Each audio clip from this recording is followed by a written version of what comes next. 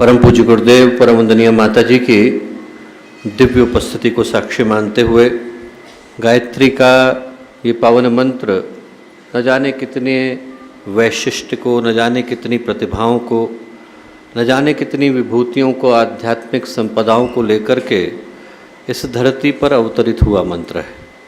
गायत्री का मंत्र सही पूछें तो हमारे अंतःकरण के ऊपर जो कलुष छा जाता है, हजारों जन्मों की, लाखों जन्मों की यात्रा जब जीवात्मा निकलती है और न जाने कौन कौन सी योनियों को धारण करती है, हर योनि से गुजरने के बाद कर्म का भार हमारे चित्त के ऊपर, हमारे मन के ऊपर, हमारे अंतःकरण के ऊपर चढ़ता चला जाता है।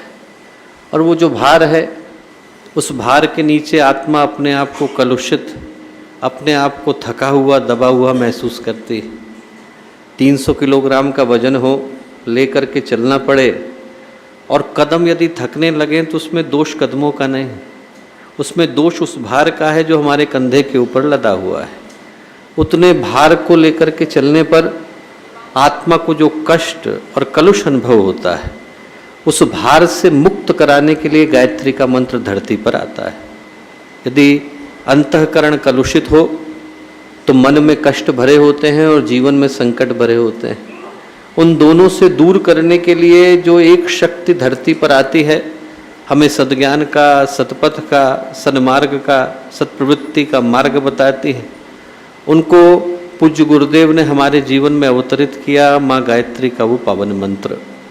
और उनसे जुड़ने के लिए जिस एक भाव की आवश्यकता है, वो प्रार्थना के भाव की आवश्यकता है।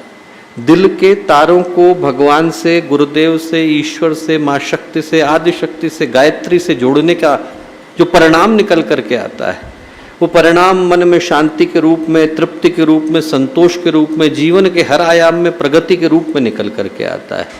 शर्त एक ही है कि प्रार्थना होनी चाहिए। प्रार्थना होती है तो जीवन के सारे संकट अपने आप हटते चले जाते हैं। हमारे YouTube चैनल शांति कुंज वीडियो गायत्री परिवार को सब्सक्राइब करें एवं बेल आइकन जरूर दबाएं ताकि गायत्री परिवार की विभिन्न गतिविधियों की जानकारी आपको मिलती रहे।